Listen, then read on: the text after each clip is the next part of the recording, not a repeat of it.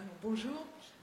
Clarice Lispector, on commence tout de suite là-dessus. Clarice Lispector, c'est pour les Brésiliens, c'est la plus grande auteure brésilienne du XXe siècle.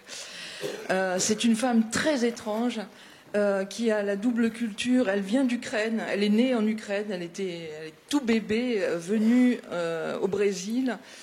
Et donc elle a cette espèce de mélange d'être à la fois de l'Europe et le Brésil. C'est le Brésil qui lui a donné sa langue, elle écrit en brésilien. C'est quelqu'un qui a écrit très très jeune, c'est un espèce de génie. Elle a écrit son premier livre, elle avait 20 ans. Ça s'appelle Au prix du cœur sauvage. Et comment dire, c'est quelqu'un dont on a immédiatement pensé qu'elle était très très hermétique.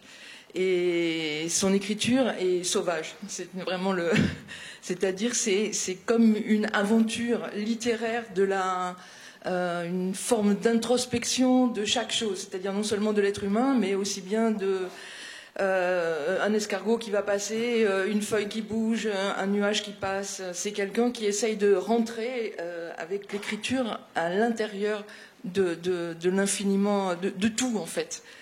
C'est comme une volonté et une nécessité de traverser tous les règnes, le règne humain comme le règne animal, comme le règne végétal, comme le règne minéral. C'est quelqu'un, je connais très peu d'équivalents dans la littérature, et qui a développé à travers son œuvre. Il n'y a pas énormément de livres, ce sont des romans, des courts récits. Elle a développé toute une espèce de, comment on pourrait dire ça,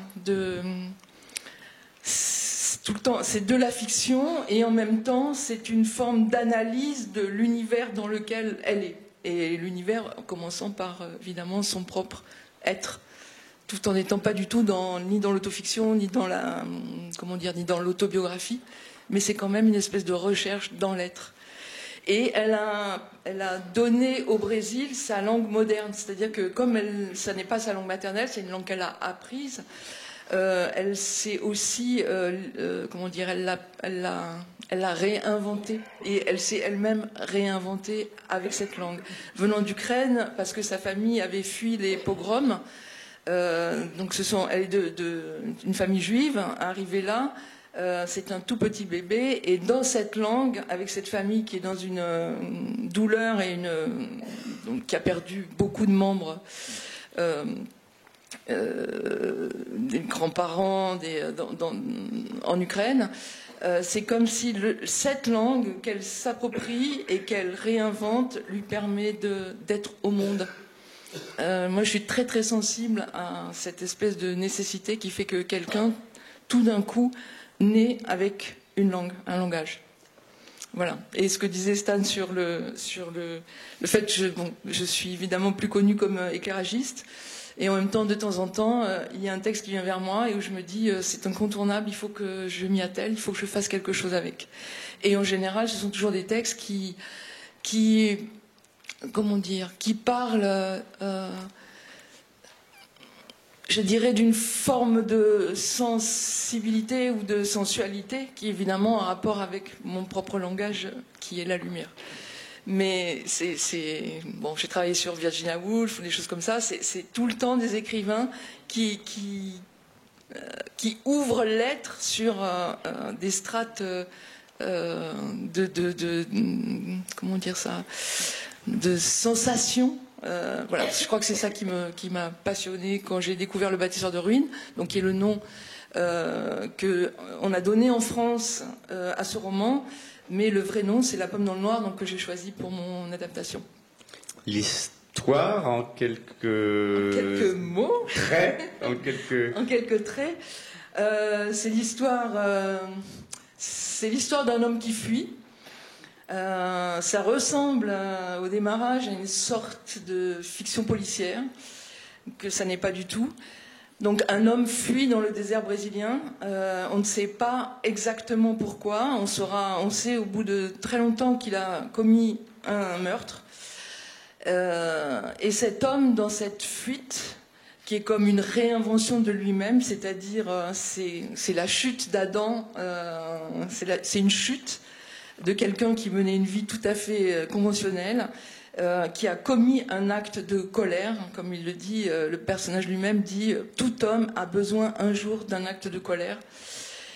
Il pose cet acte de colère, il tue, il se met lui-même au banc de la société, il fuit, et dans sa fuite, il va se retrouver dans une ferme, accueilli par 2 femmes qui vivent là, qui travaillent la terre, qui ont une des 2 est la propriétaire, et elle a une grande ferme.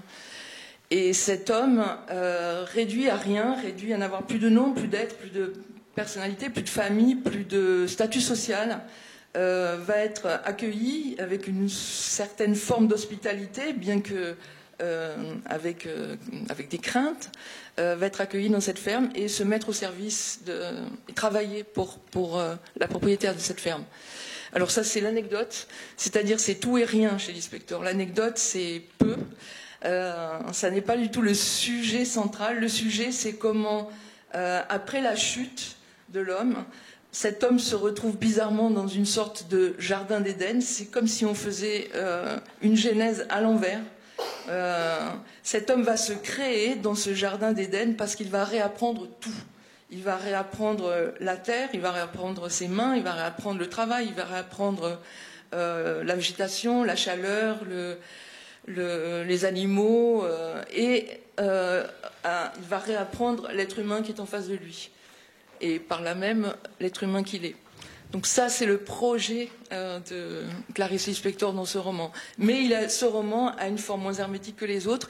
Il a cette colonne vertébrale à la fois cette espèce d'intrigue policière, parce qu'il est un peu inquiétant, parce qu'il a tué, et en même temps, c'est une sorte aussi de western métaphysique, parce que ça se passe dans une espèce de nature proliférante, et il fait très chaud, on attend la pluie, c'est extrêmement sensuel, l'ambiance est très tendue. Et c'est un chemin de découverte, en fait. C'est comme une initiation à tout. Merci Marie-Christine. Je vais en parler. Alors c'est porté par un quatuor d'acteurs formidables, 2 générations d'acteurs, une génération Dominique Raymond et Carlo Brandt d'un côté, pour les acteurs on va dire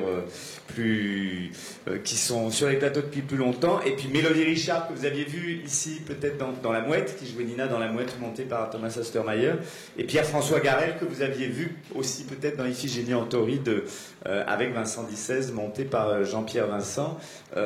C'est vrai que c'est pas mal d'avoir ces 4-là, tu as vraiment de la chance. Donc là aussi, c'est un petit bonheur de voir ce quatuor se renifler aussi, parce que c'est 4 bêtes de scène. C'est ça, c'est 4 bêtes de scène. Au départ, j'ai écrit l'adaptation, j'ai adapté le texte en pensant tout de suite à Mélodie et Dominique, qui étaient pour moi 2 personnalités incontournables pour jouer à la fois la propriétaire, donc qui s'appelle Victoria, et sa jeune cousine qui s'appelle Hermelinda. Et ensuite, j'ai cherché l'homme qui allait envahir cet univers féminin, et j'ai rencontré Pierre-François, avec qui ça a été une espèce d'aventure incroyable. Et j'ai développé un petit personnage qui était dans le roman, mais qui est un espèce d'ouvrier agricole qui existe dans le roman. Je l'ai développé pour avoir un 4e personnage, en fait, qui regarde ce qui est en train de se passer entre cet homme et ces 2 femmes. Et en inventant ce personnage, j'ai pensé à Carlo, et que je n'avais pas vu sur scène depuis longtemps. Et je crois que effectivement, il s'est passé quelque chose entre ces 4 êtres. À la fois avoir le courage de rentrer là-dedans, parce que c'est une écriture qui n'est pas facile, c'est pas du théâtre au départ, donc il faut inventer quand même comment faire ça. Et en même temps, d'en découvrir des façons de jeu qui étaient différentes, des façons d'aborder le texte de façon diamétralement presque différente entre ces 2 générations. Et ça, c'était magnifique à observer. Et j'en ai tiré beaucoup à la fois de joie. Et je pense que le spectacle se ressent absolument de ça, c'est-à-dire de cet état de découverte où ces 4 personnes se sont trouvées les unes avec les autres.